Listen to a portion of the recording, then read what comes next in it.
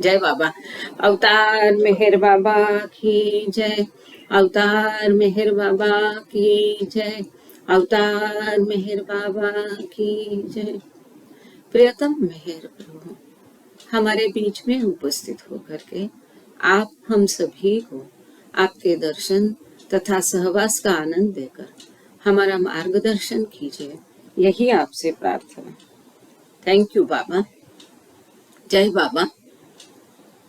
Beloved God, help us all to love you more and more, and more and more, and still yet more, till we become worthy of union with you.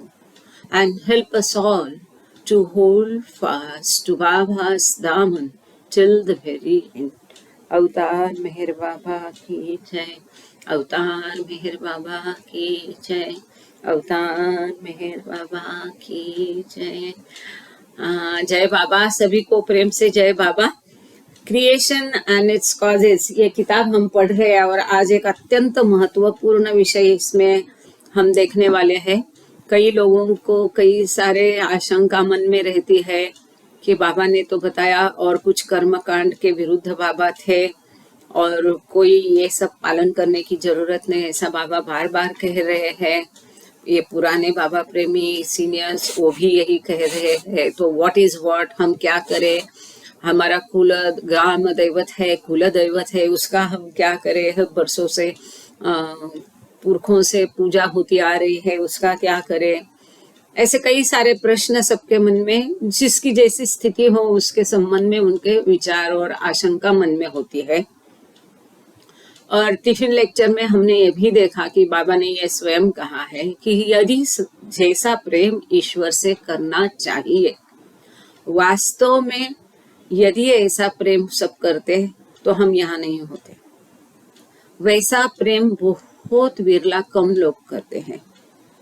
80 से 90% या अधिकांश लोग जो ईश्वर के पास जाते हैं वो भय के कारण जाते हैं, कुछ उनकी मांगे होती है उस कारण जाते हैं। मुझे ये चाहिए, वो चाहिए, ऐसा नहीं किया तो वैसा होगा, वैसा नहीं किया तो ऐसा होगा। तो हमारे सब सवालों का जवाब वहीं पर है। ये भय आशंका मन से जाएगी और केवल ईश्वर प्रेम करने लायक है, इसलिए उस पर प्रेम करना चाहिए। ये एक ही बात से यदि हम प्रेम करेंगे तो कुछ भी शंकाएं मन में नहीं रहेगी।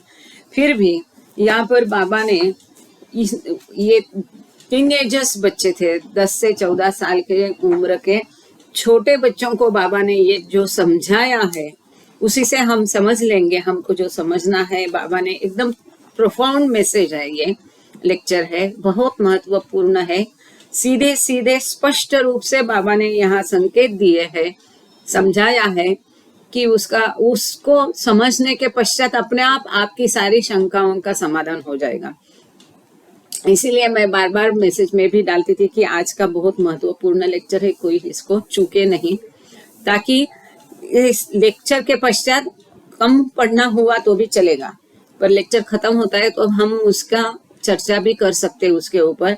किसी को और भी कुछ शंका है, मन में दुविधा है, तो उसका समाधान शायद उसको मिल जाएगा, यहाँ पर पूछ सकते हैं, हम उसके ऊपर चर्चा कर सकते हैं। अब पिछले बार पहले आकृति ये वाली दिखा देना, जो किताब में भी है ना, काली वाली। एक बार इसका स्क्रीन प्रेजेंटेशन करना। जी जी, ऊपर है, बहुत ऊपर गई होगी। हाँ जी, थैंक यू। तो हमने पिछले बार पिछला हमारा लेक्चर कहाँ से हुआ था, तो इस आकृति को समझ लिया था कि इसको शायद अमरावती से ये लेक्चर हुआ था और मंडे का लेक्चर केतकी के घर से हुआ था शायद से। तो इस आकृति को हमने समझ लिया था। ये किताब में आकृति दी है एडिटर्स ने। बाबा के द्वारा जो आकृति है वो ये है, डायरी में दी हुई, और इसको एक्सपांड करके एडिटर ने ये ऐसा बनाया है। और हमने ये आकृति को पढ़कर फिर इसका की नोट्स जो स्पष्टीकरण है इसको भी किताब में से पढ़ा था। आज हम आगे लेक्चर शुरू करते हैं। इसके विषय में डायरेक्ट बाबा ने जो कहा है उसको सुन लेते हैं। क्योंकि ये जो आकृति दिखाई है ये वाली, ये तो बाबा ने स्वयं निकाल करके दिखाई थी, तो इसके आधार पर आगे बाबा ने लेक्चर दिया है। तो मेरी विनती है कि किसे उसको थोड़ा कठिन होता होगा कि स्क्रीन प्रेजेंटेशन भी करे, लोगों को एंट्री भी दे, फिर भी इसी आकृति को फिलहाल रहने देना कित की। इसको लेने के पश्चात जो हमने आज आपने आकृति बनाई है उसको भी ले लेते हैं जब वो टॉपिक आएगा। आप यदि स्क्रीन प्रेजेंटेशन कर सकते हैं तो आप इस आकृति को फिगर नंबर 3 जो दी है किताब में उसी को रहने दीजिए, उसके ऊपर ही चर्चा करेंगे। इज दैट पॉसिबल की प्रेजेंटेशन? हाँ पॉसिबल है। मैंने मेहरा को होस्ट बना दिया है। हाँ ताकि अगर कोई join. Very good very good. जय बाबा। मेहरा रामडोकर लोगों को एंट्री देती जाएगी। हाँ thank you dear, she is also very sincere. हाँ, ताकि आप स्क्रीन प्रेजेंटेशन कर सके, बराबर है। तो इस वो फिगर नंबर 3 काली वाली जो आकृति है किताब की, उसको फिलहाल हम वापस लेते हैं। उसका स्पष्टीकरण देखने के पश्चात आधा लेक्चर के बाद हमको वो दूसरा जो हमने बनाया ना हाथों से, और आपने उसको आज वापस कंप्यूटर में शायद बनाया है, उसको बाद में लेते हैं। पहले वो जो धर्म का जो है ना फिगर नंबर 3 उसको ले लेते, स्क्रीन प्रेजेंटेशन करना उसका। तब तक मैं पढ़ना शुरू करती हूँ। इन फिगर 3, अच्छा हाँ, लेकिन मेरे लिए भी वो पन्ना पीछे है और इसको दिखाकर पढ़ना मुश्किल है। हाँ ठीक है, वो शुरू कर रहे हैं। हाँ थैंक यू सो मच। इसको जितना एक्सपांड आप कर सकते हैं। आप लोग इसको देख पा रहे हैं ना? तो इसको हमने देखा था, इसी के ऊपर आधार पर बाबा लेक्चर आगे बच्चों को दे रहे हैं, तो हम भी बच्चे बन जाते हैं बाबा के स्कूल के। इन फिगर 3 द लेटर्स ABCDEF जो कि नीचे दिए गए हर धर्म के चिन्ह आपको दिख रहे हैं, etcetera signify the various religions of the world. तो इस आकृति में ये जो दिए हैं नीचे ABCDEF, ये विभिन्न धर्मों के चिन्ह जितने भी संसार में अभी ज्ञात है उसके चिन्ह यहाँ पर दिए गए हैं। आगे देखो बाबा क्या कहते हैं। Now who gave these religions to humanity. Baba बच्चों को पूछ रहे, इंसान को, मानव को ये धर्म किसने दिए? देखो हाँ कितना सुंदर तरीके से, यही अहम मुद्दा है। ये धर्म मानव को किसने दिए? The profits did. बाबा बता रहे हैं जो अवतार है, सिद्ध पुरुष है, पैगंबर है, ईश्वर दूत है, इन्होंने इसको दिए है। विच इज टू से द सदगुरुज। उस समय बाबा ने अवतार ये शब्द शुरू नहीं किया था, तो बाबा कहते हैं ऐसा कहा जा सकता है कि सदगुरु ने ये दिए है। और अभी इसके ऊपर नीचे एक फुटनोट है, वो पढ़ के हम फिर आगे जाते हैं। In these early years of his advent, Meher Baba did not often use the word avatar as a designation for the periodic incarnation of God in human form. तो इस शुरू के दिनों में बाबा अवतार शब्द का ज्यादा उपयोग नहीं करते थे, जो कि ईश्वर का मानव रूप में प्रगटीकरण होता है। Thus, Baba here attributes the foundation of the great world religions to Sadgurus. इसलिए बाबा ने यहाँ धर्म की स्थापना सदगुरु द्वारा की गई है ऐसा शब्द प्रयोग किया है। और टर्म ऐसी संज्ञा which as time passed Baba came to use synonymously with perfect master। बाद में बाबा ने सदगुरु की जगह परफेक्ट मास्टर, परिपूर्ण सिद्ध पुरुष, when in fact Muhammad and Christ and Buddha whom he names below were more than this। जबकि आगे जैसा लेक्चर में बाबा ने स्वयं बताया है, जो मोहम्मद है, ख्रिस्त है, बुद्ध है, तो सदगुरु से ऊपर है, मतलब अवतार है। तो यहाँ पर ये लिखने में जो सदगुरु शब्द है वो नहीं होना चाहिए था, अवतार होना चाहिए था, ऐसा एडिटर का कहना है। पर उन दिनों बाबा ने अवतार शब्द का प्रयोग शुरू नहीं किया था। और जैसा कि हमने भी टिफिन लेक्चर में देखा है, कई बार बाबा बोलते हैं कि वी द परफेक्ट मास्टर्स, बाबा अपने आप को भी तब स्वयं भी सद्गुरु ही कहते थे, हम सद्गुरु लोग, ऐसा बाबा का शब्द प्रयोग था, क्योंकि लोगों को वही समझ में आता था, धीरे धीरे बाबा को वो उनको समझाना था। The distinction between perfect master and avatar had not yet been explained by Baba in these early years. इन शुरू के दिनों में बाबा द्वारा अवतार और सद्गुरु या परिपूर्ण परफेक्ट मास्टर जो बोल रहे हैं, इसके विषय में सद्गुरु, इसमें बाबा ने इसके बारे में पूर्ण स्पष्टीकरण और विभिन्नता बाबा ने समझाई नहीं थी। Later in this series of talks, however, Baba gave the boys hints of his own avataric status using the word avatar. लेकिन इन्हीं लेक्चर की श्रृंखला में आगे बाबा ने बच्चों को अपने मतलब ऐसी हिंट दी कि वो ही इस युग के अवतार है, ऐसा शब्द प्रयोग बाबा ने किया है। भले हम समझते हैं कि देहरादून में बाबा ने अपने आप को अवतार घोषित किया, परंतु ऐसा यहाँ पर उल्लेख आगे लेक्चर में, हम जब वो लेक्चर देखेंगे तो जरूर इसका जिक्र होगा। फिलहाल बाबा बच्चों को समझा रहे हैं कि मानव को ये धर्म किसने दिए, किसने बनाए मानव के लिए। तो बाबा स्वयं बच्चों को समझा रहे कि अवतार ने ये धर्मों की स्थापना की। Who after attaining to realization came back down to the world for the discharge of their duties. यहाँ सद्गुरु के बारे में बाबा बता रहे हैं कि ईश्वर साक्षात्कार प्राप्त करने के पश्चात इस संसार के प्रति जो उनकी कर्तव्य है उनको निभाने के लिए ये सद्गुरु वापस इस संसार में आते हैं, मतलब उनका भान वापस आता है, जो हमने देखा है आगे।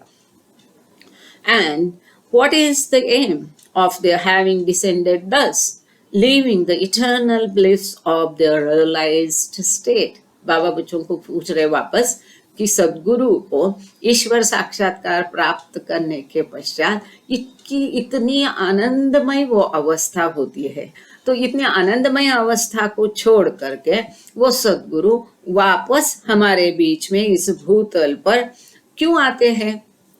Their one and only purpose is to make others realize just as they themselves are.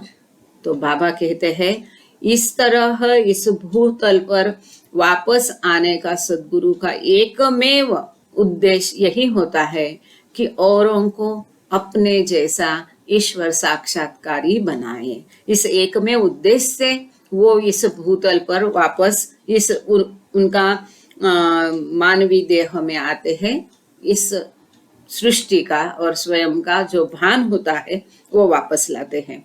And towards the achievement of that object alone do they direct all their workings, internal as well as external.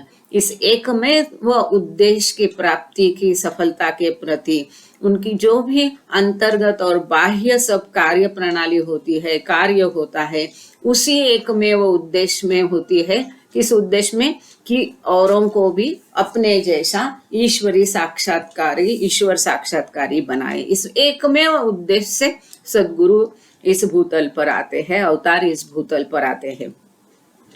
To sum namely to members, यहाँ एक अत्यंत महत्वपूर्ण मुद्दा है। आगे इसका discussion उन्होंने नीचे फुटनोट में किया है, परंतु वो सही नहीं, इसके लिए उसको हम चर्चा नहीं करेंगे। To sum namely to members of their inner circle, they impart realization in that very same lifetime in which they themselves are alive. इतना ये महत्वपूर्ण घोषणा बाबा ने यहाँ की है। बच्चों को बाबा बता रहे हैं कि उनके अवतार कार्य में उनके अंतर्गत एक जो मंडल रहता है, अवतार और सद्गुरु का मंडल, इसको हमने डिस्कोर्सेस में जो अध्यात्म पर लेख और संदेश, सॉरी हम इंग्लिश थर्सडे में है, पर जो मराठी में रहता है मंडे को लेक्चर्स, तो उसमें इसको हम पूरा अच्छे से समझ लिया है कि सद्गुरु को कैसा मंडल होता है, अवतार का मंडल कैसा होता है, कैसे सदस्य होते हैं। तो बाबा यहाँ बच्चों को केवल इतना बता रहे हैं कि उसका जो अंतर्गत मंडल होता है, नजदीकी जो मंडल होता है, उस मंडल के सदस्यों को वो उसी जन्म में जहाँ की वो स्वयं भी जीवित है, उसी जीवन काल में उनको ईश्वर साक्षात्कार करा देते हैं। क्या कह रहे बाबा कि अवतार अपना जो अंतर्गत मंडल है, उस अंतर्गत मंडल के सदस्यों को अपने जीवन काल में ही उनको ईश्वर साक्षात्कार प्रदान करते हैं। अब यहाँ पर आगे हम देखते हैं बाबा के लिटरेचर में, यहाँ बाबा इन ज्यादा डिटेल में गए नहीं क्योंकि वो बच्चों को समझा रहे हैं। तो यहाँ इसके ऊपर नीचे बहस किया है एडिटर ने कि ये गलत है वगैरह, तो ऐसा गलत वगैरह कुछ बाबा का हो नहीं सकता है। हमने जैसा आगे लिटरेचर में देखा है, कुछ लोगों को उसी जीवन काल में होता है, कुछ को कुछ ही देर में, कुछ जन्म के पश्चात जीवन काल में, कुछ अंतराल के पश्चात उनको ईश्वर साक्षात्कार दिया जाता है। एज टू दोज, बट ये हमारा विषय चर्चा का नहीं है, इसके लिए इसके पर ज्यादा हम बहस नहीं करेंगे। हमें इतना ही महत्वपूर्ण बात को समझना है। और अभी मैं केतकी को विनती करती हूँ कि दूसरा वाला चार्ट जो अपन ने बनाया है उसको प्रेजेंट करें, क्योंकि उसी की चर्चा चल रही है। आगे आपके सामने एक चार्ट आएगा, इसको आप ध्यान से देखिए। ये अवतार है, जैसे कि हमने देखा कि अवतार से सब कोई उतनी ही दूरी पर है, सबके लिए वो एक समान, सब उसके लिए एक समान है, क्योंकि he is the centre of the creation. वो जो सृष्टि है, पूर्ण विश्व के केंद्र स्थानी वो रहता है, इसके लिए उससे सब एक जैसी दूरी पर रहते हैं। तो अवतार का यहाँ पर बीच में इसके लिए लिखा है अवतार, और उसका जो अंतर्गत मंडल है जिसको आप देख रहे हैं, उसको आप यदि ठीक से इसको देख रहे हैं, एक सिंगल स्क्रीन यदि आप करते हैं तो आप उसको अच्छे से देख पाओगे। तो यहाँ अंतर्गत मंडल में एक नीले अक्षर में लिखा है ईश्वर साक्षात्कार, सभी उसी जन्म में या जल्द ही। जो अंतर्गत मंडल रहता है, थैंक यू, हाँ एग्जैक्टली। तो ये अवतार का जो अंतर्गत मंडल है, इसके जो सदस्य है उनको वो स्वयं उसी जन्म में या जल्द ही उनको सब डायरेक्ट ईश्वर साक्षात्कार दे देता है अवतार। वो उसकी जिम्मेदारी है, वो उसका कर्तव्य है, वो उसका कार्य का भाग है। इसलिए उनको आगे ये कोई कर्मकांड करने की जरूरत नहीं है।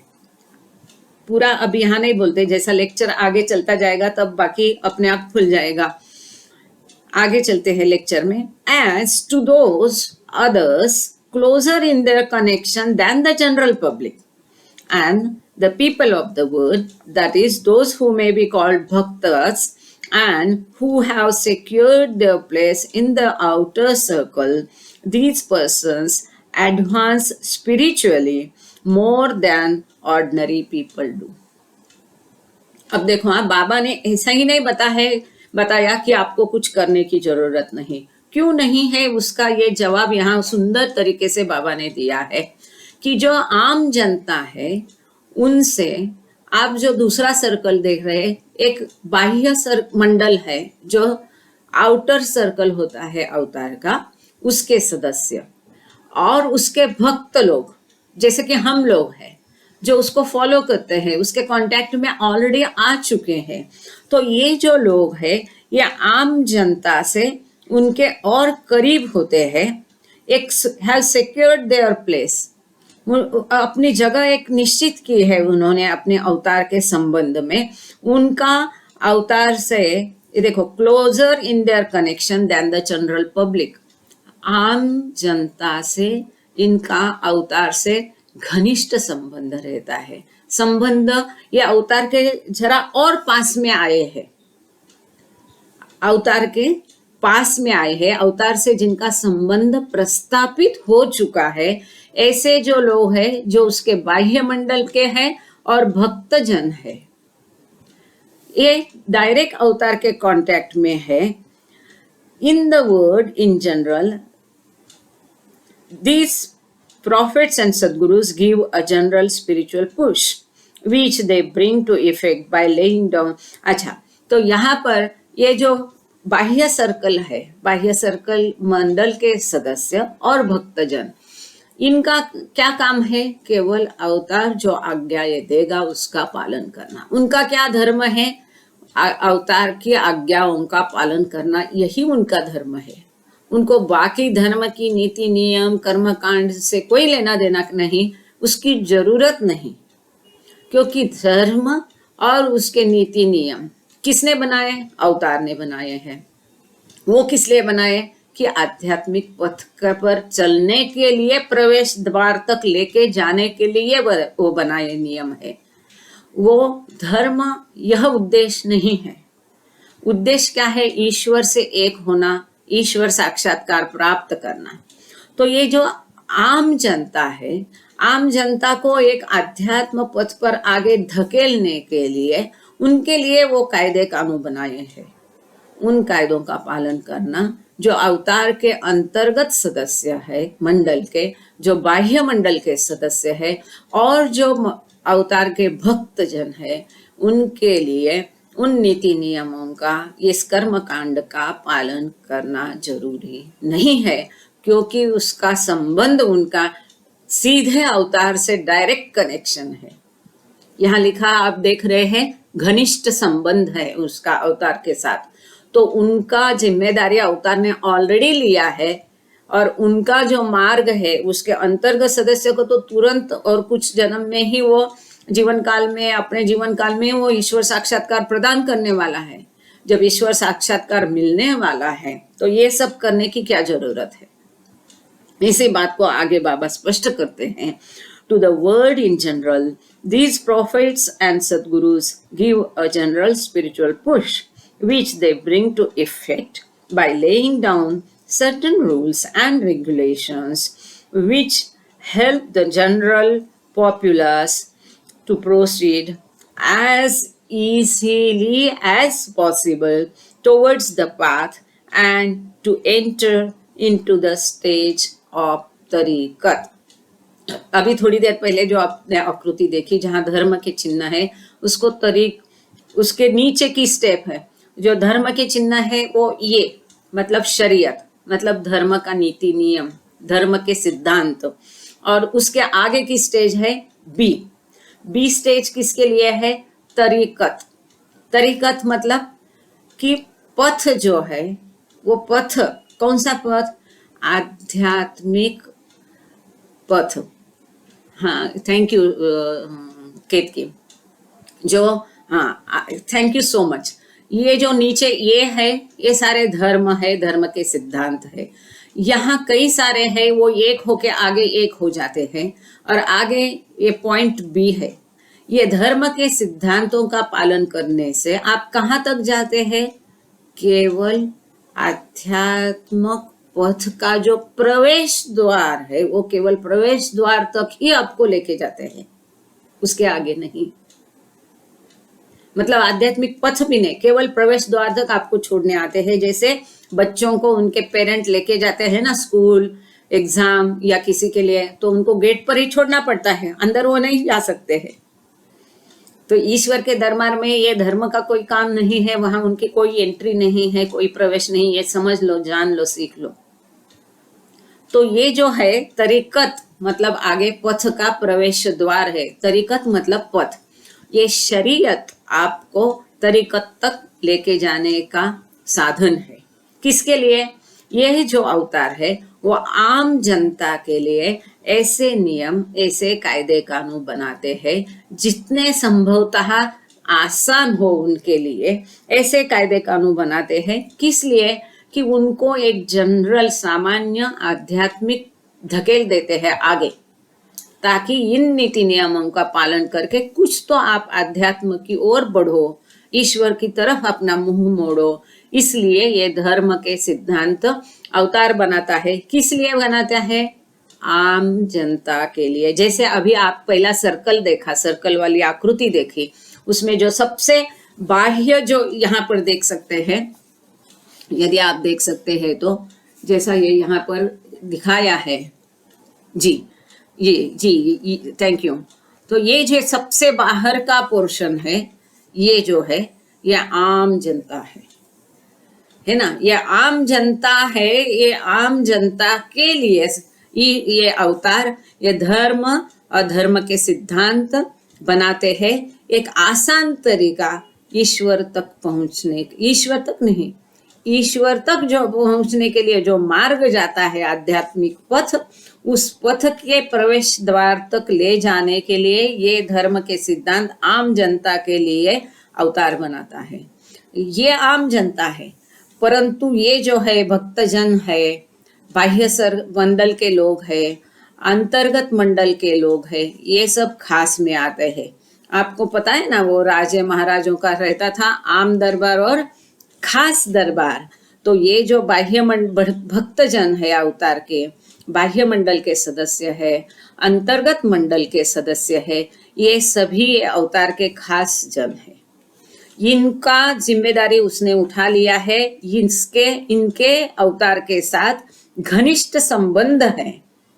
इनको ये सब बाह्य रीति का करने की जरूरत नहीं, क्योंकि ये बाह्य रीति, ये देखो ये कैसा एरो दिखता है आपको, यहाँ ईश्वर तक लेके जाता है। तो ये दूर का लंबा रास्ता है, जहाँ की ये जो बाह्य मंडल है, ये अंतर्गत मंडल है, ये बाह्य मंडल है, ये भक्तजन है, ये सीधे ईश्वर तक अवतार उनको लेके जा सकता है सीधे।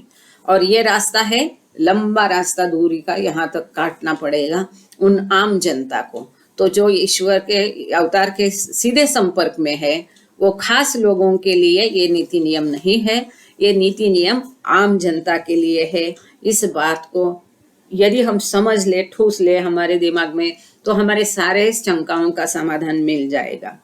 These rules and regulations established by such spiritual masters or sadgurus are known as the tenets of a religion to which people attach the name of the religion's founder.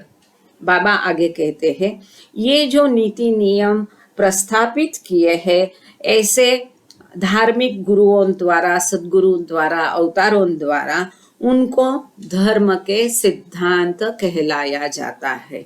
और जिस अवतार ने इसकी स्थापना की, उसी के नाम पर वो धर्म जाना जाता है। महत्वपूर्ण है।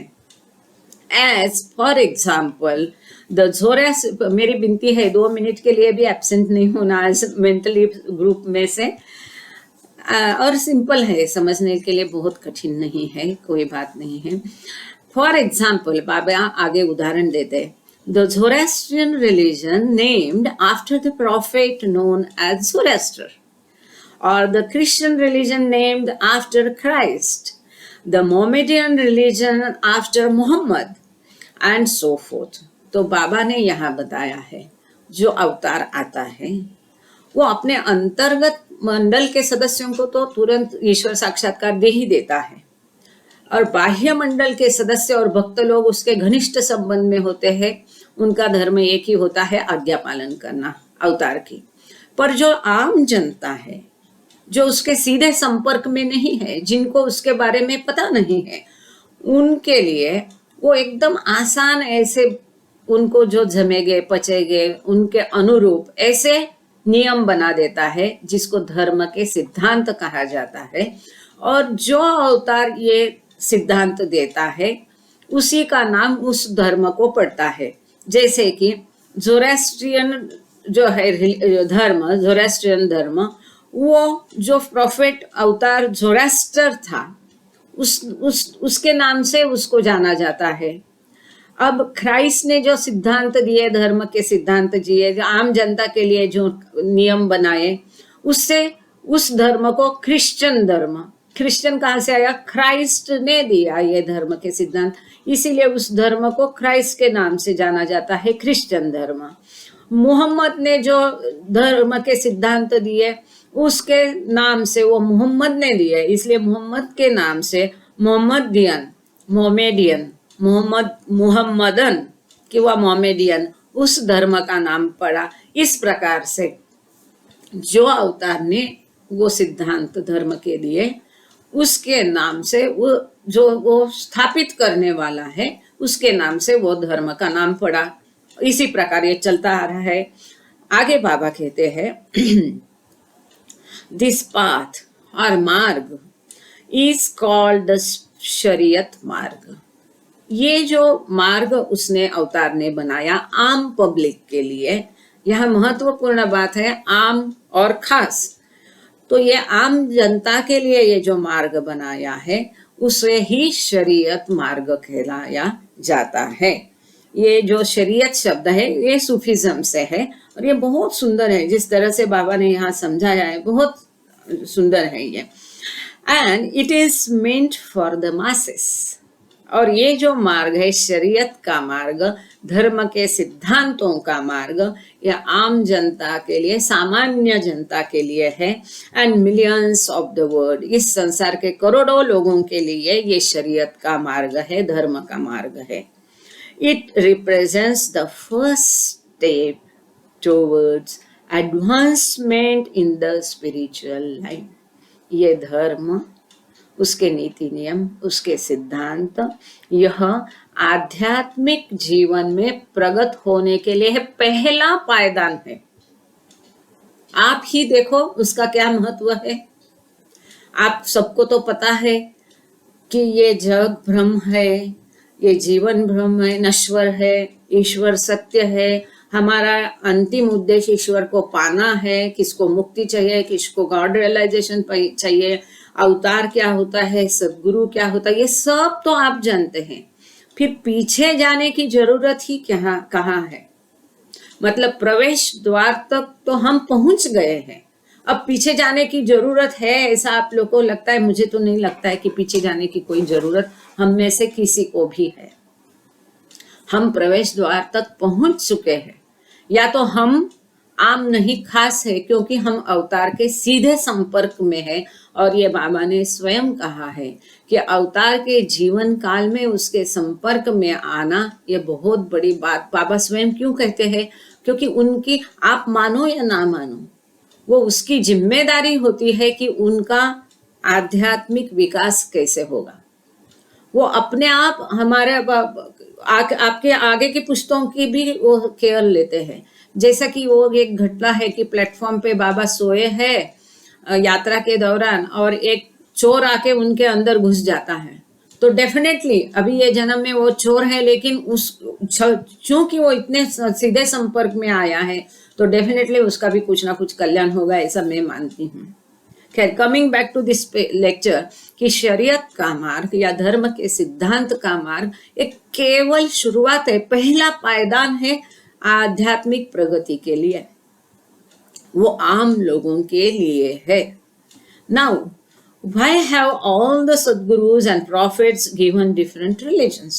अब किसी के भी मन में एक सवाल आएगा, जो मेरे मन में भी बचपन में आता था, कि ईश्वर एक है, सब वही है, हर अवतार काल में उसने एक ही नियम क्यों नहीं दिया सबके लिए, है कि नहीं? तो ये झंझट नहीं होती, ये कंफ्यूजन नहीं होता था हम गरीब जनता के लिए। हर अवतार काल में अलग अलग नीति नियम क्यों? तो वही बाबा स्वयं सवाल बच्चों को पूछ रहे और स्वयं उसका जवाब सुंदर दिया बाबा ने यहाँ पर, कि सब सदगुरु या अवतार ने या विभिन्न धर्म क्यों दिए हैं? Why do they lay down different rules and regulations if their common aim was only to direct the minds of the people towards God? उनका सामान्य उद्देश्य केवल एक ही था। सबका उद्देश्य एक ही और एक सामान्य उद्देश्य है कि सब जनता को ईश्वर के सन्मुख करना है। उनको ये रियलाइज कराना है, समझाना है, जानना है कि ईश्वर ही सत्य है और हमारा स्वस्वरूप ईश्वर का है। और उसकी प्राप्ति के लिए उनको, अभी उनकी पीठ है ईश्वर की तरफ, आम जनता की अभी ईश्वर की तरफ पीठ है और भौतिक संसार की तरफ उनका मुख है। तो इन ईश्वर होते हुए उनको नहीं दिखाई देता है, वही उनको मुड़ना है और उनका मुख ईश्वर की तरफ करने के लिए एक एकमात्र उद्देश्य से इन धर्मों की स्थापना हुई है। और उद्देश्य सभी प्रोफेट्स का, अवतारों का एक सामान्य उद्देश्य एक ही था। तो विभिन्न नियम क्यों बनाए गए? अब आगे बाबा उसका उत्तर स्वयं सुंदर तरीके से दे रहे हैं। Why different rules for the solution of one common problem? एक सामान्य समस्या के समाधान के लिए ये विभिन्न नीति नियम क्यों? Let's discuss this. बाबा कहते चलो इसके ऊपर अब हम चर्चा करते हैं।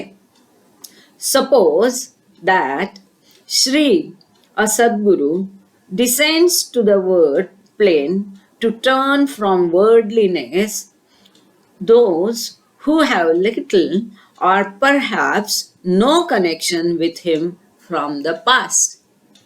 बाबा कहते हैं मान लो एक उदाहरण के लिए कि मेहर बाबा इस संसार में आते हैं इसलिए कि ये जो करोड़ों लोग हैं इस संसार में उनको ईश्वर के सम्मुख करने के लिए, ईश्वर के बारे में सोचने के लिए, ऐसे लोग कि जिनका इसके पूर्व बाबा के साथ कोई संबंध नहीं था, कोई कनेक्शन नहीं था, ना ही ऐसे और ऐसे लोग जो उसके सर्कल के, मंडल के सदस्य नहीं है। Now setting aside the matter of his own circle members, who as a matter of course he will make God realize as he himself is. तो बाबा कहते हैं कि उसके अवतार के स्वयं के जो सदस्य है, मंडल के सदस्य, उनको थोड़ी देर बाजू रखते हैं, क्योंकि एक ये नियम ही है, वो तो होना ही है कि उनको सबको तो वो ईश्वर साक्षात्कार दे ही देगा। तो थोड़ी देर उनको बाजू रखते हैं। How is he to turn the faces of the masses and millions of the world in the direction of God and the spiritual path. जब अवतार के मंडल के सदस्य है, इनके बारे में अभी सोचेंगे नहीं, इनके बारे में क्यों नहीं छोड़ना है? क्योंकि उनको ईश्वर साक्षात कर देना उसकी जिम्मेदारी है, वो तो देगा ही, उसमें कोई सवाल ही नहीं। तो उनका उद्देश्य खत्म होता है तो उनके बारे में अभी चर्चा नहीं करते। परंतु जो आम जनता है, बड़ा जन समुदाय है, इस संसार के करोड़ों लोग जो है, उनको ईश्वर के सम्मुख कैसा करना है, इनको आध्यात्मिक पथ पर कैसा लाया जाए। And exactly when will he do this? और कब वो अवतार ऐसा कब करेगा?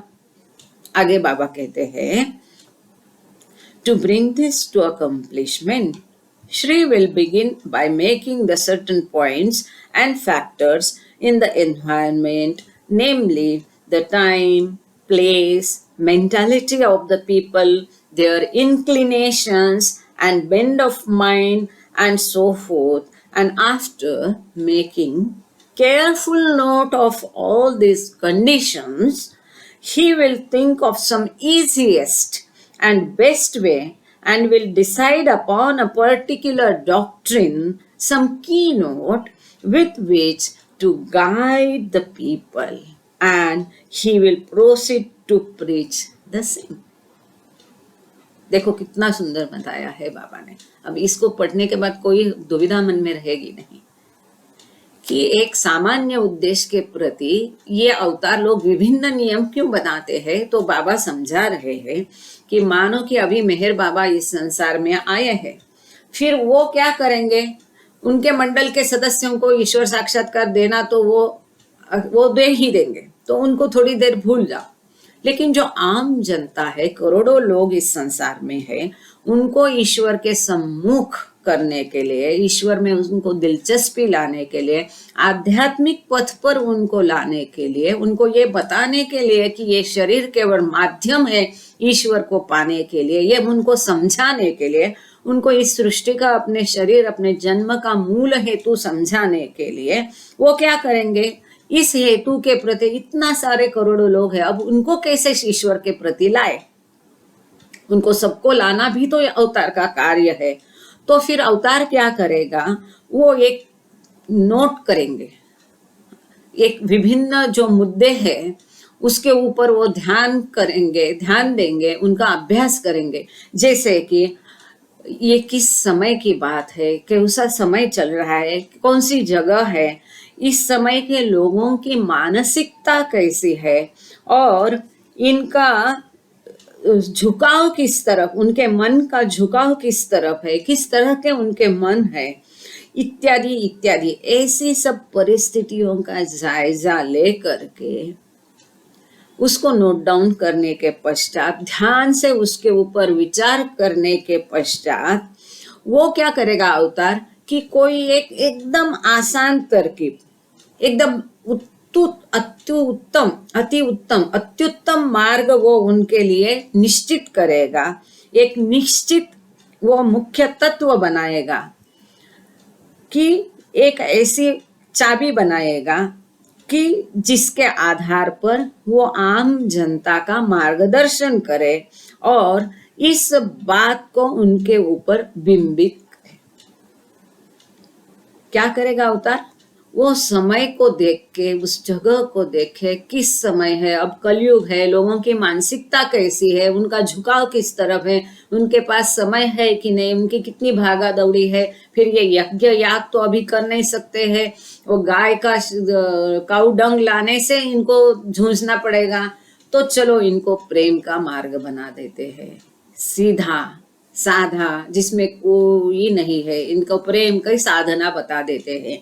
तो इस तरह से उस स्थितियों का पूरा अभ्यास करके जायजा करने के पश्चात वो अवतार उस समय के आम जनता के लिए, देखो वो भी सोचता है बेचारा कि कैसे लोग हैं, उनकी मानसिकता क्या है, किस प्रकार का समय चल रहा है, उनका किस तरह से झुकाव है, रुझान क्या है उनका, ये सब देख के वो एकदम उस स्थिति का ध्यान से केयरफुल नोट करके वो एक ऐसे मुख्य तत्व बनाएगा और उसकी तरफ वो लोगों के मन पर वो बिंबित करेगा उस मुख्य तत्व को, और फिर इस तरह से वो लोगों को ईश्वर के प्रति सम्मुख करने के लिए, आध्यात्मिक पथ पर लाने के लिए करोड़ों को साथ में वो अवतार इस तरह से कार्य करता है।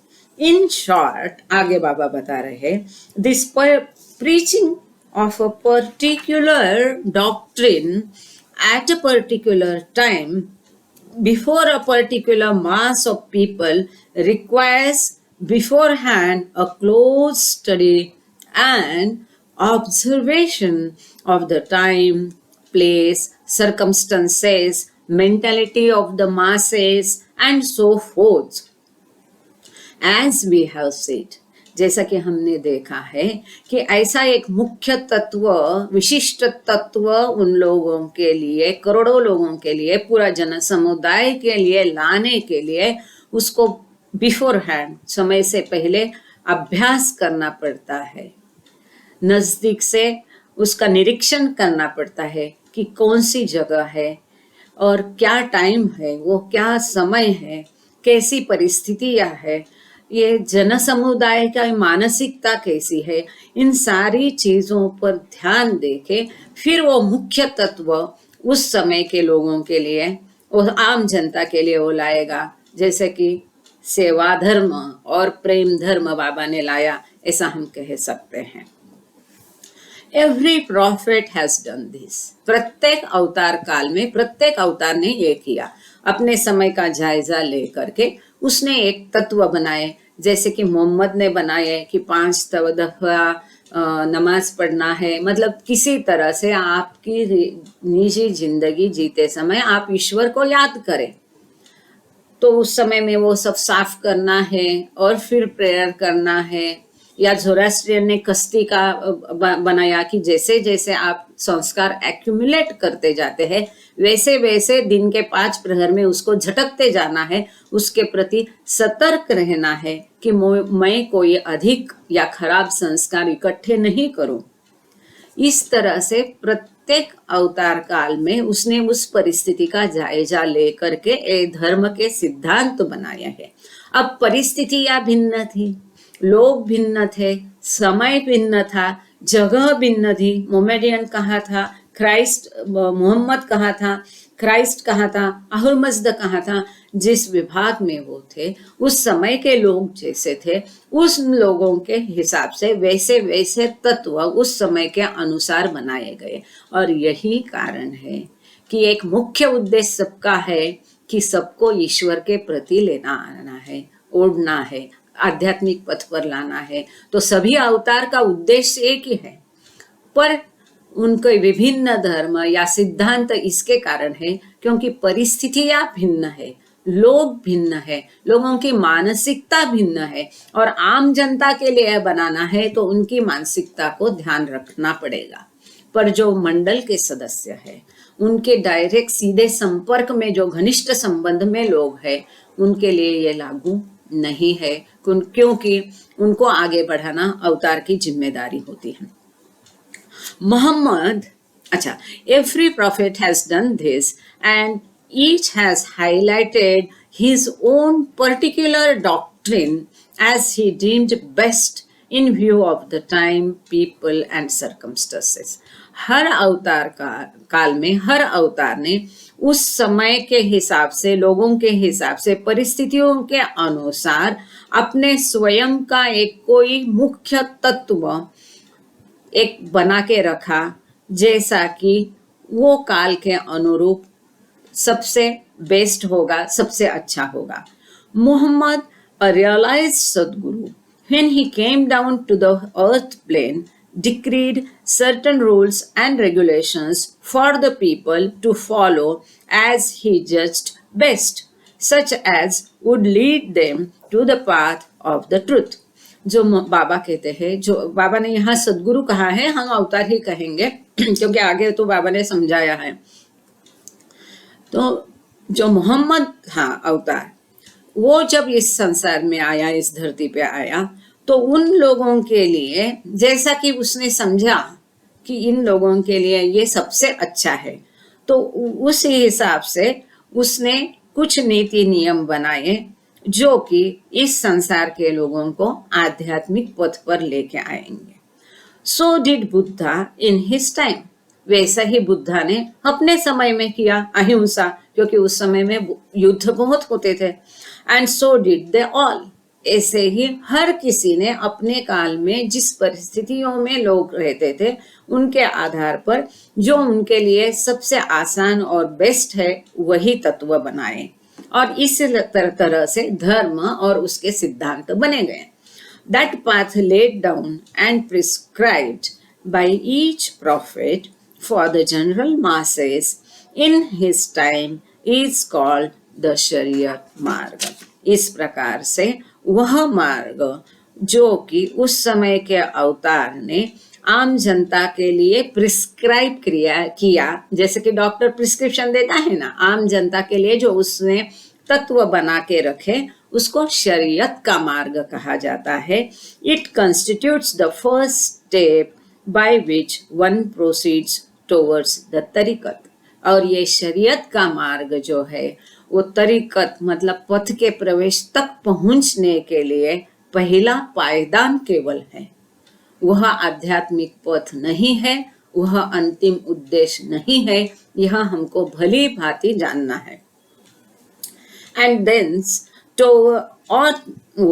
टुवर्ड्स रियलाइजेशन, और फिर वहां से आगे पथ पर जाएगा और वहां से आगे उसको ईश्वरीय साक्षात्कार होगा।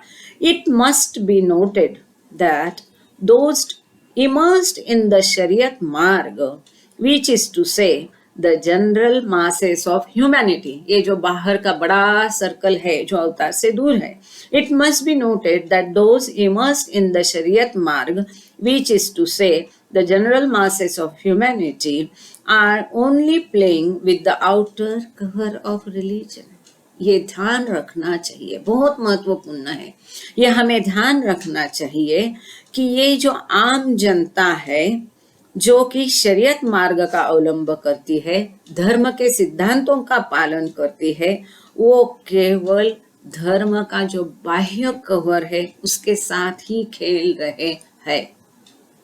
इसीलिए बाबा ने उसका धर्म का छिलका कहा, भूसा कहा। It is not the substance, वो अर्क नहीं है। जैसे कि हमने पिछले बार देखा, वो फल के अंदर उसका जूस है, उसका रस है, उसकी मिठास है, वो उसके छिलके में नहीं है। यदि आपके मन में कोई आता है तो आप सीधे सामने नारियल या कोई फल लाओ और ये समझ लो कि ये बाहर का छिलका मतलब धर्म है। उसकी कितनी अहमियत है वो आप ही जान लो, सुन लो, समझ लो। The real end and aim of which is to realize God, उसका वास्तव में असली खरा उद्देश्य, असली ज्यादा अच्छा लगता है, उसका वास्तव में असली उद्देश्य और अंत केवल उच्च उद्देश्य है, वो ईश्वर को पाने का, ईश्वर को अनुभव करने का उसका केवल उद्देश्य है। धर्म का उद्देश्य क्या है, उसका अंत क्या है कि ईश्वर को अनुभव करना। For in their higher object all religions teach the same thing and indicate rules that lead the generality of mankind towards the one ultimate aim, the realizing of self. तो यही एक उनका हर धर्म का उच्चतम उद्देश्य जो है, उनकी सीख जो है वही होती है, वही सेम होती है, वही सामान्य साधारण सबका एक ही, सभी नियम उसी एक चीज की तरफ निर्देश करते हैं, उसी एक चीज की तरफ आपको लेके जाते हैं। पूरा जन समुदाय को, मनुष्य को, मानवता को एक ही अल्टीमेट, अंतिम उद्देश्य सबका एक ही होता है, स्वयं को अनुभव करना, स्वयं का असली रूप को, स्वस्वरूप को जानना, स्वस्वरूप को जानना, आत्म साक्षात्कार करना, ईश्वरी साक्षात्कार करना, यही एकमेव अंतिम उच्च उद्देश्य सभी धर्मों का होता है। Though their ways and doctrines differ, यद्यपि उनके मार्ग और उनके तत्व विभिन्न है, उनका उद्देश्य एक ही है। In accordance with the different times and conditions in which they are preached, जिस समय में वो सिखाए गए हैं उस समय के हिसाब से, उस स्थितियों के हिसाब से उनके सिद्धांत भिन्न होंगे, परंतु सभी धर्मों का अंतिम एकमात्र केवल उद्देश्य जो है स्वस्वरूप को जानना, अनुभवना है। We need to mark and underscore at this juncture that this Shariat mark preached by the prophets for the benefits of the masses, if promptly followed and wholeheartedly adhered to, leads on to the point B in figure 3. हम जरा वो figure देख लेते हैं please, वो जो किताब में दी है केक की मूल किताब की फिगर जो है उसमें, हाँ थैंक यू।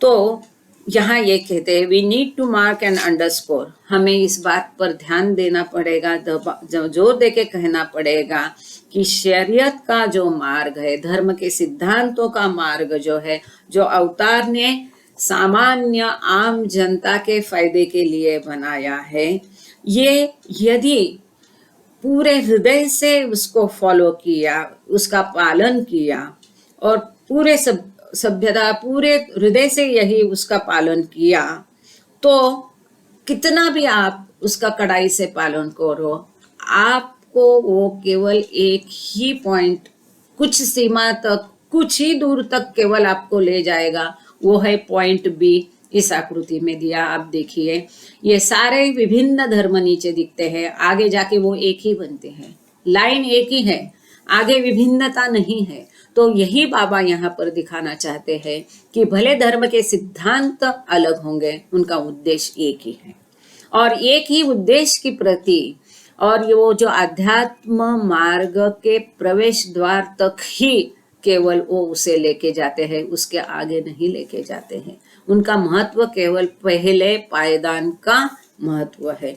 आप लोग बंबई में से कोई हो गए थे, उनको तुरंत पता चलेगा कि ये सबब है। सपोज थाना से जाना है बॉम्बे तक, तो आप रिक्शा लेते हैं तो आप बंबई तक रिक्शा में नहीं जा सकते हैं। आपको वो रिक्शा सायन में छोड़नी पड़ेगी और सायन से आपको टैक्सी जाना पड़ेगा, तभी आपको बम्बई पहुंच जाएंगे। आप रिक्शा से ठाणा से बम्बई तक नहीं जा पाओगे, क्योंकि उसकी सीमा है। वो रिक्शा आपको केवल सायन तक ही ज़्यादा से ज़्यादा छोड़ सकती है, उसके आगे आपको आपका वाहन बदलना पड़ेगा। आई होप ये अच्छे से समझ में आएगा जो बम्बई वाले हैं, और शहरों में भी ऐसा कुछ होता होगा कि आप एक समझो आप कोई गांव के हैं, दूसरे शहर के लोग हैं, आपको कहीं दूर जाना है तो आप घर से ऑटो लेते हैं। आपको समझो मानो कि आपको ट्रेन से किसी शहर जाना है, तो आप घर से ऑटो लेके आपको ऑटो उस शहर तक ले जा सकती है। समझो आपको नागपुर से बम्बई आना है, तो आप नागपुर से बम्बई तक ऑटो में नहीं आ सकते। आपको वो ऑटो घर से केवल स्टेशन तक ही छोड़ेगी और स्टेशन से फिर आपको ट्रेन में बैठना पड़ेगा। ऐसी आपके शहर से कई सारे लोग होंगे उस ट्रेन में चढ़ने वाले, तो कोई ऑटो से आएगा, कोई बाइक से आएगा, कोई किसी सी कार से आएगा, सभी विभिन्न वाहनों से आएंगे, लेकिन सभी को ट्रेन के स्टेशन में वो छोड़ना ही पड़ेगा और सभी को एक जगह जाना है तो एक ही ट्रेन में बैठना पड़ेगा। उसकी सीमा है, वो ऑटो से आप और आगे नहीं जा सकते। उसी प्रकार ये धर्म के सिद्धांत है, ये शरीयत का मार्ग आपको केवल आध्यात्मिक पथ के प्रवेश द्वार तक ही लेके जा सकता है और आगे नहीं ले जाता है, क्योंकि उसकी उतनी ही सीमा है। वो पहला पायदान है। आगे बाबा बताते हैं, leads to the point B. B का क्या है? पथ लिखा है in figure 3, which signifies the entrance and the beginning of the real path। जो असली मार्ग है उसकी केवल ये शुरुआत है या प्रवेश द्वार है। असली मार्ग में भी आपको लेके नहीं जा सकता है, वो केवल असली मार्ग के प्रवेश द्वार तक ही वो धर्म के सिद्धांत या शरीयत का मार्ग आपको ले जा सकता है। थ्रू द प्लेन्स, आगे प्लेन्स है, भूमिकाएं हैं। Which one experiences at the stage of tariqat, वापस इसको पढ़ते हैं, leads on to the point B in figure 3, which signifies the entrance and the beginning of the real path through the plains, which one experiences at the stage of tariqat, where one turns one's face towards God and one's back to the world। आगे जब आप ये प्रवेश द्वार तक आपने बहुत कड़ाई से पालन किया धर्म के सिद्धांत का, तो आपको ये प्रवेश मार्ग के प्रवेश द्वार तक ही लाके छोड़ सकता है, जो कि तरीकत है। शरीयत से आप जागते हैं तरीकत सीइंग, और आगे ये मार्ग आपको असली जो मार्ग है, आध्यात्मिक पथ है, भूमिकाएं हैं, जिसको हम अभी देख रहे हैं मंडे के लेक्चर में। तो ये भूमिकाओं को पार करा के आगे ईश्वरी साक्षात्कार के लिए जो रास्ता है, वो पथ के प्रवेश द्वार तक आपको लेके जाएगा, ताकि आप संसार की तरफ अपना पीठ करके अपना मुख ईश्वर के सम्मुख रखे, ईश्वर को ही आप अपना एकमेव साध्य समझे। ईश्वर को पाना यही हमारे जीवन का मकसद है, यही हमारे जीवन का उद्देश्य है। उसी एक उद्देश्य के प्रति आप पूरा जीवन काल अपना बिताओगे और संसार के प्रति अपनी पीठ करके केवल आप ईश्वर के सम्मुख अपना मुख करोगे और पूरे संसार के प्रति आप अपने मुख मोड़ लोगे। Even this is just the मियर beginning, ये भी केवल शुरुआत है, but it is the real beginning, परंतु ये वास्तव में असली शुरुआत है। अंटिल दिस क्रूशियल टर्निंग, ये महत्वपूर्ण मोड़ जब तक नहीं आता है, जब तक आप संसार के प्रति पीठ करके ईश्वर के सम्मुख अपना मुख नहीं करते हैं। All experience in the world was like grasping at the shadow. इस संसार के जितने भी आपके अनुभव है, वो केवल झूंसना, पकड़ना, वो भी किसको? एक छाया को, एक छाया से झूंसने जैसा है। ये हमारे सुख दुख ये वास्तव नहीं है, इस छाया में जो हम कुश्ती खेल रहे हैं, झूझ रहे हैं, उसके वो अनुभव है। And for this reason, this is very important, and for this reason the near impossibility of progress under such conditions, only one out of millions reaches this point unaided after following strictly the injunctions of the शरीयत मार्ग। ये जो शरीयत का, धर्म के सिद्धांतों का मार्ग है, उसको बहुत कड़ाई से भी आप पालन करोगे तो भी करोड़ों में से केवल कुछ ही होंगे जो वास्तव में ऐसी प्रगति कर पाएंगे, विकास कर पाएंगे।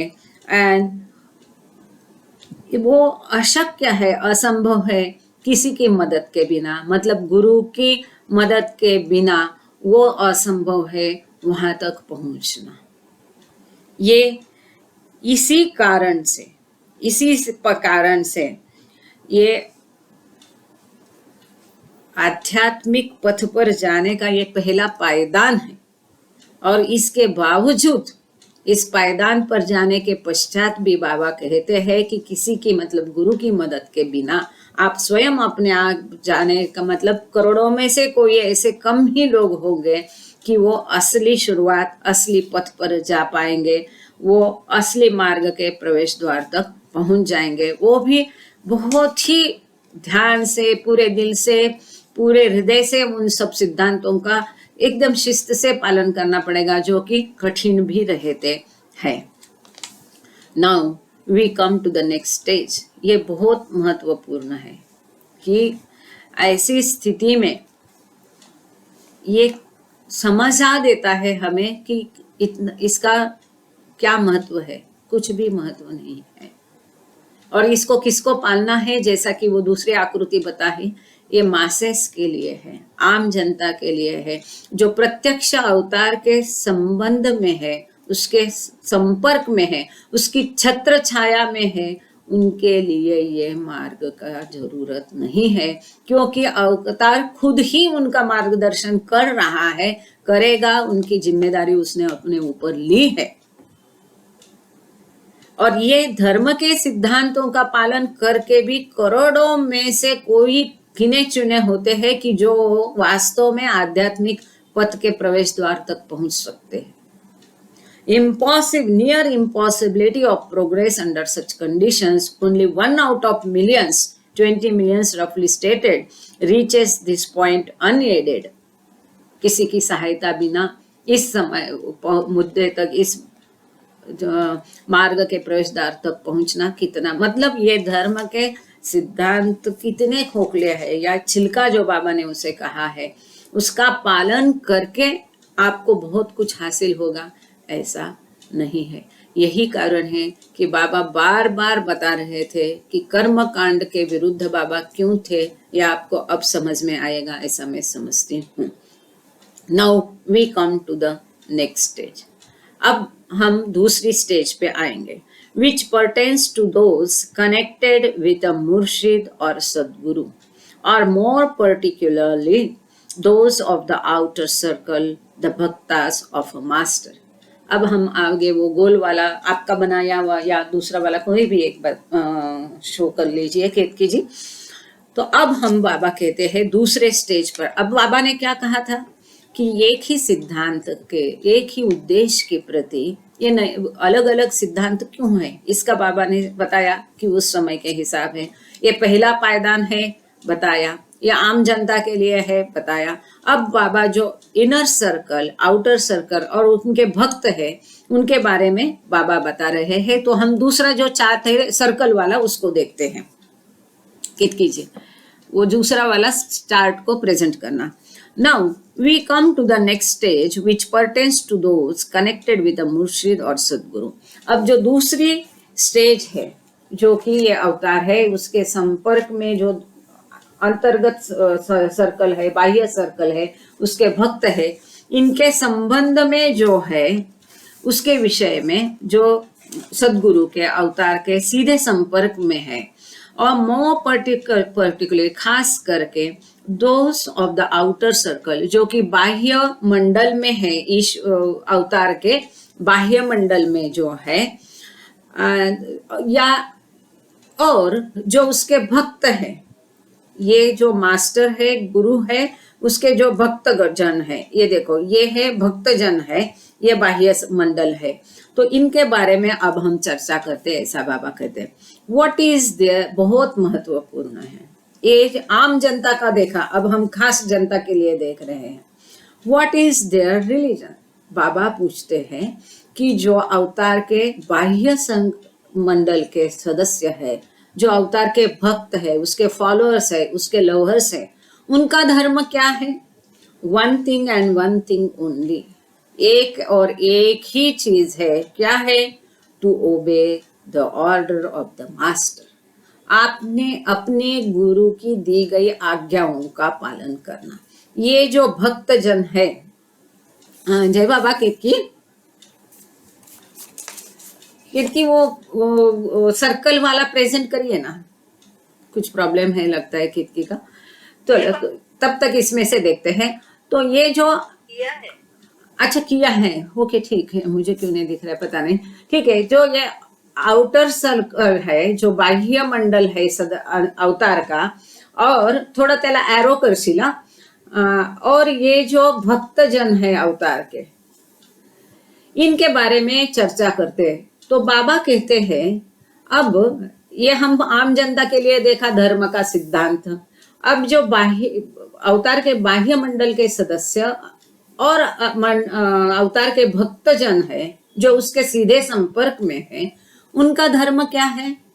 उनका केवल एक ही धर्म है, और वो है आज्ञा पालन, अपने गुरु के द्वारा दी गई आज्ञाओं का पालन। कितना महत्वपूर्ण है देखो, केवल इतना आपको बाकी पूजा पाठ दिया बत्ती कुछ भी करने की जरूरत नहीं, केवल आपको गुरु की दी गई आज्ञाओं का पालन करना है, और वो आपको सीधे अपने मार्ग पे, जो शॉर्टेस्ट रूट है, इतना लंबा चलने की जरूरत ही नहीं है, this is the shortest route है।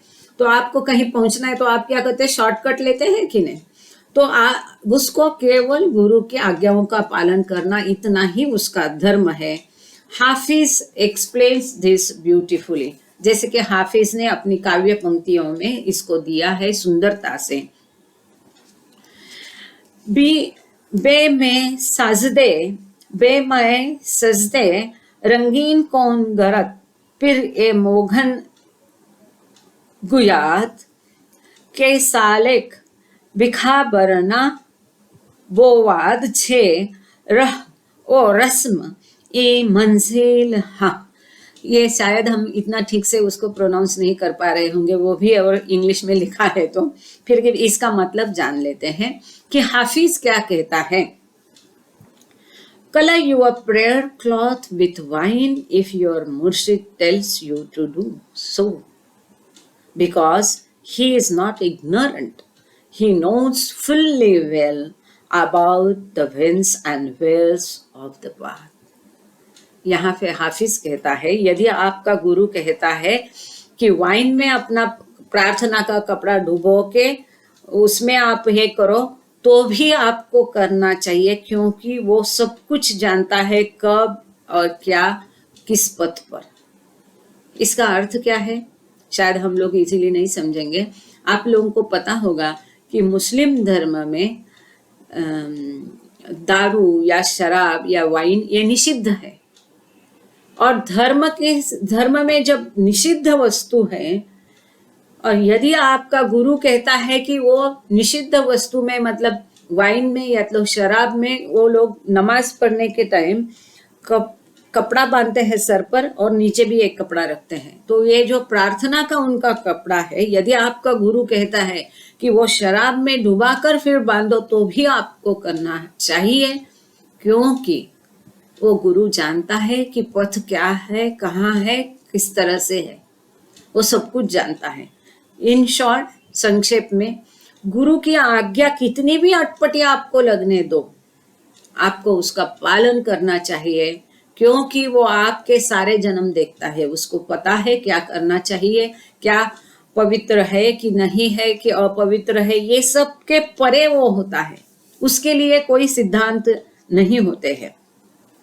इससे मुझे एक छोटी घटना याद आती है, पर महत्वपूर्ण है। शायद बाबा इसीलिए ये घटनाएं पैदा करते हैं कि आगे लोगों को उससे कुछ सीख मिले।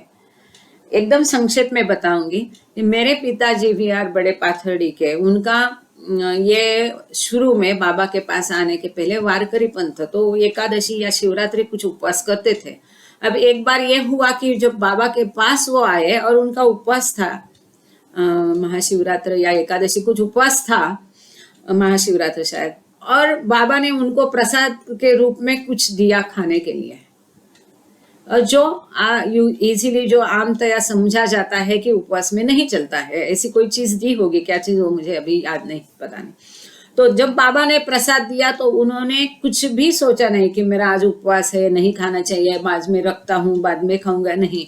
जैसे बाबा ने वो प्रसाद दिया, उनका उपवास था महाशिवरात्रि का, उन्होंने वो प्रसाद खा लिया और आगे वो विषय में, आगे जीवन में कभी भी उन्होंने कोई भी उपवास नहीं किया। ये होती है एक निष्ठता, ये होती है समझ, जो केवल अवतार के कृपा से ही प्राप्त होती है, उसके ग्रेस से ही ऐसी मिल जाती है एक कन्विक्शन, ये एक निष्ठा। तो यही है कि धर्म ईश्वर के ऊपर नहीं है, वो केवल एक पहला पायदान है। इस चीज को हमको समझना चाहिए। अब दूसरी हकीकत है कि बाबा के पास एक काजी आया था या कोई आया था, वो बहुत अच्छा गाने वाला था, वो गाया और बाबा ने कहा कि मुझे बहुत पसंद है तुम्हारा गाना और गाओ। वो बाबा को कह रहा नहीं, अभी मेरा नमाज का टाइम हो गया, तो मुझे अभी नमाज पढ़ने जाना है, इसलिए मैं अभी आपको और नहीं सुना सकता, क्योंकि अनजान है, वो पता नहीं है कि खुद जिसके सामने वो नमाज पढ़ने जा रहा है वो सामने बैठा है। तो नमाज महत्वपूर्ण था कि वो स्वयं जो पैगंबर मेहर बाबा के रूप में आया है, उसकी आज्ञा का पालन करना महत्वपूर्ण था। आप ही सोचो, उसको तो बाबा के कहने पर और आगे उनको सुनाना चाहिए था और नमाज बाजू रख देना चाहिए था। तो बाबा यही बात को दोहरा रहे हैं कि कर्म के बंधन के जैसे ये जो कर्म कांड के भी बहुत चिकने बंधन हो जाते हैं, और इससे छुटकारा पाना केवल ईश्वर की कृपा से ही होता है। इतने उसमें आदमी बंध जाता है, इतना उसमें अंधा हो जाता है कि उसको कुछ बाकी समझता, अपनी बुद्धि जो खो बैठता है, उसको समझना चाहिए। आप प्रार्थना कर रहे या मंदिर जा रहे या कहीं जा रहे और कोई तड़प रहा है रास्ते पे भूखे प्यास से, या किसी का एक्सीडेंट हो गया, तो आपको वो सब छोड़ के उसकी मदद के लिए जाना चाहिए, जो सेवा धर्म प्रेम धर्म बाबा ने इस अवतार काल में सिखाया। ना कि आपको कि उसको पड़ा रहने दो, अपने मंदिर जाके वो पूजा करेंगे तो वो पूजा उस तक जरूर नहीं पहुंचेगी। इसी बात को इस कपलेट से, काव्य पंक्ति से हाफिज समझा रहे हैं। और to explain and bring out the implications of this couplet more fully, आगे बाबा कहते हैं कि ये जो काव्य पंक्ति हाफिज की है उसको और स्पष्ट करने के लिए और अधिक गहराई से समझने के लिए आगे बाबा समझा रहे। If your guru asks you to go in a way that is contrary even to the dictates of your own religion, obey his orders. यदि आपका गुरु आपको, इवन जो आपका जो भी धर्म होगा, बाबा के पास तो सभी धर्म के लोग हैं, क्रिश्चियन है, मुस्लिम है, हिंदू है, पारसी है, सब कोई है। तो यदि आपका गुरु आपके धर्म के विरुद्ध कोई चीज भी आपको करने के लिए कहता है तो आपको वो करनी चाहिए, उसकी आज्ञा का पालन करना चाहिए। आउटवर्डली भले आपको वो लगती है कि आपके धर्म के सिद्धांतों के विरुद्ध है, इसीलिए कोई धर्म नहीं मालूम और कोई धर्म जानना नहीं, और प्रेम धर्म, सेवा धर्म और बाबा का धर्म, ये सबसे हमारे लिए उन्होंने जब इजीएस्ट मार्ग दिया है, तो ये सब झमेला पालने की जरूरत नहीं है, जो कि बहुत मुश्किल होता है, कठिनाइयों से और लंबा रास्ता है धर्म का पालन। एनीवे, तो बाबा आगे यहाँ समझा रहे हैं कि यदि गुरु जो लगता है कि आपके धर्म के जो सिद्धांत है उसके विरुद्ध कोई आज्ञा देता है तो भी उसका पालन आपको करना चाहिए। ओबे his orders. For why was religion given in the first place? क्योंकि पहले धर्म दिया ही क्यों गया था? क्योंकि आम जनता का मुख ईश्वर के सम्मुख करे, ईश्वर साक्षात्कार पाने के लिए, ईश्वर को पाने के लिए वो धर्म है। To enable you to arrive at point B in the diagram and from there to gain entry into the real path, तो आपको धर्म किस लिए बनाया गया था कि आपको ये आकृति में जो पॉइंट बी मतलब तरीकत का मार्ग बनाया, मतलब पथ के प्रवेश द्वार पर लाने के लिए आपको धर्म या शरीयत बनाया गया था, और वहां से फिर आध्यात्मिक पथ पर आपको प्रवेश देने के लिए which is possible for you if you follow strictly all the tenets that your religion lays down। और ये तभी संभव होगा जब आप अपने धर्म के सभी नियमों का कड़ाई से पालन करोगे, पूरे दिल से पालन करोगे, तभी आप ये प्रवेश द्वार के पथ तक आ जाते हैं, जो कि प्रवेश द्वार आगे आपको आध्यात्मिक पथ पर लेके जाएगा और ये पथ आपको आगे ईश्वर साक्षात पर लेके जाएगा। लेकिन अब यहाँ पर थोड़ा रुक के हमको इंट्रोस्पेक्ट करना चाहिए, अपने आप को पूछना चाहिए, अपने आप को जानना चाहिए, क्या हम इस प्रकार से, अब यदि कोई धर्म का पालन करता भी है तो क्या वो सही में जिस प्रकार से खरा धर्म है उसका सही मायने में पूरे दिल से पालन करता है? फिर वो कोई गणपति को जाता है तो मंगलवार को नॉनवेज नहीं खाएगा और पता नहीं कौन सा दिन को सोमवार को नॉनवेज नहीं खाएगा, बाकी दिन को नॉनवेज खाएगा, ये कैसा धर्म है? फिर आपको नॉनवेज पूरा छोड़ना चाहिए। आप पूजा प्रार्थना पाठ करते, वास्तव में बाबा ने स्वयं कहा है कोई भी धर्म जैसा ओरिजिनली मूल रूप से दिया गया था वैसा मूल रूप से कई वर्षों के पश्चात रहता ही नहीं है। आने वाली हर पीढ़ी उसमें अपने हिसाब से कुछ ऐड करती है, कुछ और कुछ उसमें से निकाल देती है और अपने हिसाब से वो धर्म बने हैं जो कि सही मायने में नहीं है। तो ऐसा धर्म का पालन करने का क्या मतलब है? धर्म का पालन बोलने से भी ये कर्म कांड हो गया है। ऐसे कर्म कांड का कोई उद्देश्य सफल नहीं होगा ऐसा करके। But if on the other hand you have the good fortune to come into the orbit of a Sadguru, बहुत सुंदर है, बहुत महत्वपूर्ण है। But if on the other hand you have the good fortune to come into the orbit of a Sadguru, immediately you will be brought into the line and put on the path in no time। लेकिन धर्म कर्मकांड के सिद्धांत को करने के बजाय, जो कि आप कड़ाई से पूरी तरह से नहीं कर सकते क्योंकि वो बहुत कठिन मार्ग है, लेकिन इसके बदले यदि आप कोई सद्गुरु या अवतार के सीधे संपर्क में आते हैं आपके अच्छे भाग्य से, और आपके अच्छे भाग्य कब होंगे? जब आपके कर्म अच्छे होंगे, good word good deed and good thought, अच्छे कर्म अच्छे विचार और अच्छी भाषा। तो जब आप अपने अच्छे भाग्य से सीधे सद्गुरु के संपर्क में, अवतार के संपर्क में, उसकी ऑर्बिट में, उसकी कक्षा में आ जाओगे तो वो तुरंत आपको मार्ग पर लेके जाएगा, कुछ भी समय गवाए बिना। Indeed, not only can the Sadguru get you initiated in the path, ये सद्गुरु केवल, वास्तव में ये सद्गुरु केवल आपको मार्ग पर ही लाने की शुरुआत नहीं करेगा तो, but he can give you realization itself in the twinkling of an eye। वो केवल आपको पथ पर ही नहीं लाएगा, तो आंख झपकते ही आपको ईश्वर साक्षात्कार भी दे सकता है। कितना अद्भुत है! जो हमको सहज प्राप्त है उसके लिए लंबा चक्कर क्यों काटना है? Such tremendous powers he has, इतनी अद्भुत दिव्य शक्तियां अवतार और सद्गुरु के पास होती है कि वो आंख झपकते ही आपको ईश्वर साक्षात्कार दिला सकते हैं। But he will use them only when he thinks it proper, परंतु वो ऐसी दिव्य शक्तियां तभी उपयोग में लाएंगे जब उनको वह योग्य लगता है।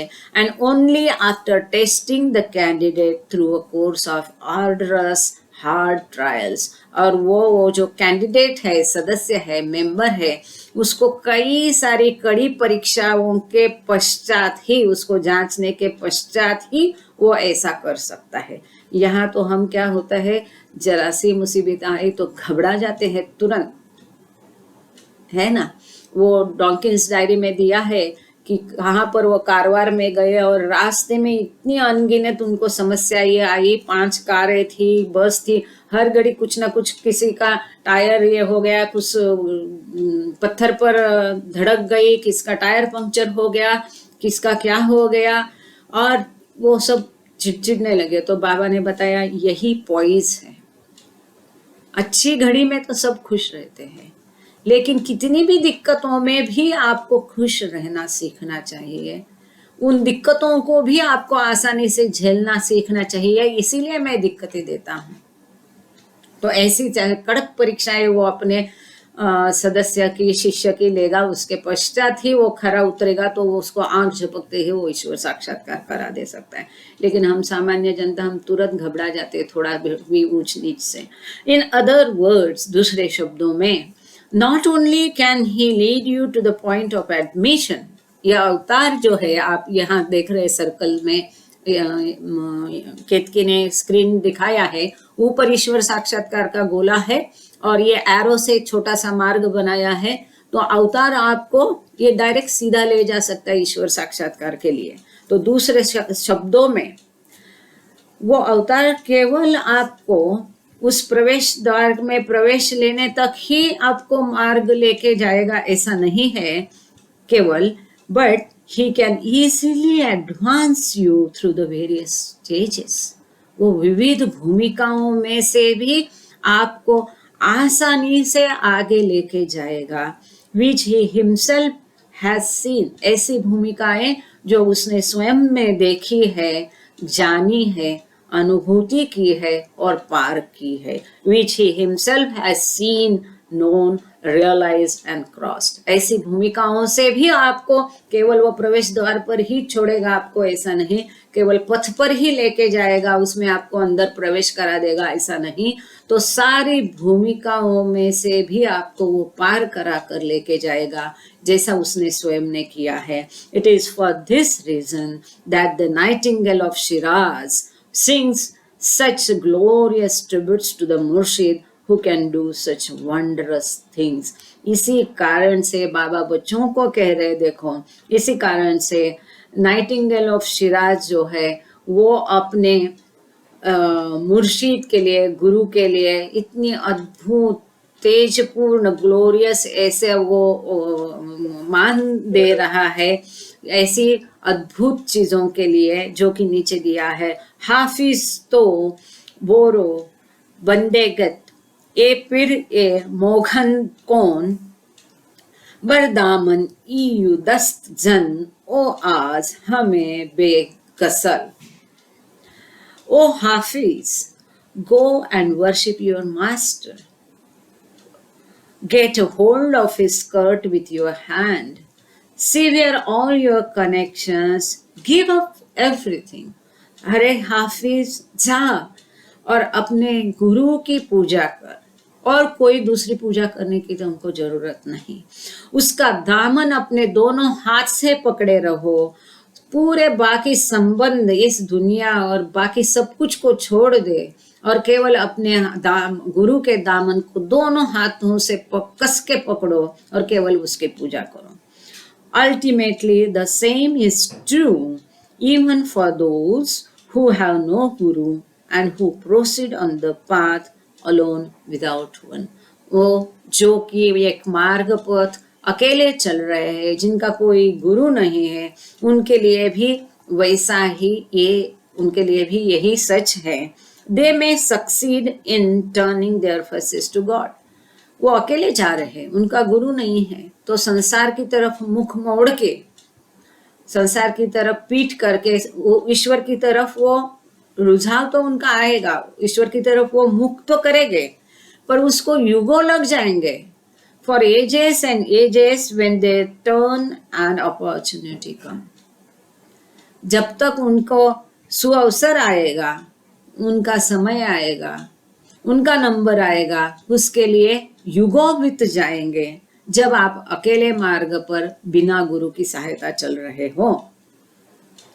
They may advance and advancing find themselves enabled actually to see God himself। और इस तरह से जो गुरु की मदद के बिना अकेले मार्ग पर चल रहे हैं वो भी संसार की तरफ पीट करके ईश्वर की तरफ सम्मुख हो जाएंगे।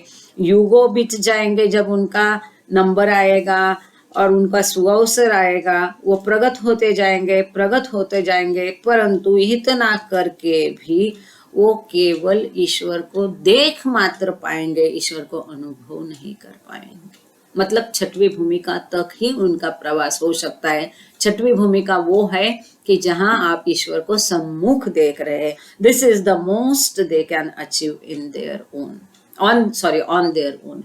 अपने आप से वो केवल इतना ही कर सकते हैं कि केवल वो ईश्वर को तरफ जाने के मार्ग पर बढ़ सकते हैं और केवल ईश्वर को सम्मुख सामने आमने सामने देख सकते हैं। ईश्वर को देखेंगे परंतु वहां द्वैत भाव रहेगा। मैं और ईश्वर एक हूं ये भावना और मैं ही ईश्वर हूं ये अनुभव उनको नहीं मिलेगा गुरु की सहायता बिना। But they cannot realise. वो ईश्वर को देखेंगे, ईश्वर को देख पाएंगे परंतु ईश्वर की अनुभूति नहीं कर पाएंगे। For that the grace of the realised guru is essential.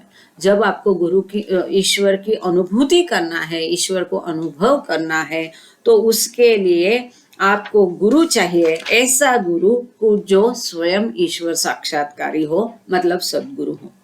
Quite different is the case of those who travel with a guru।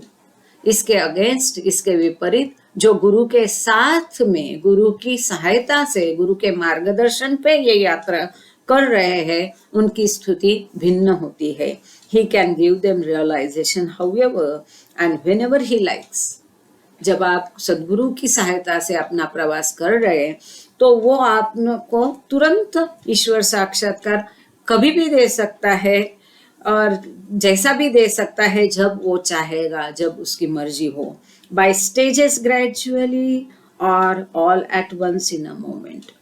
वो पायदान में, स्टेजेस में थोड़ा थोड़ा धीरे धीरे दे देगा या एक ही क्षण में आपको ईश्वर साक्षात्कार दे सकता है। एज इट प्लीजेस हिम, जैसे कि उसकी मर्जी हो, जैसे कि उसकी खुशी हो। अच्छा, समय का ध्यान नहीं रहा।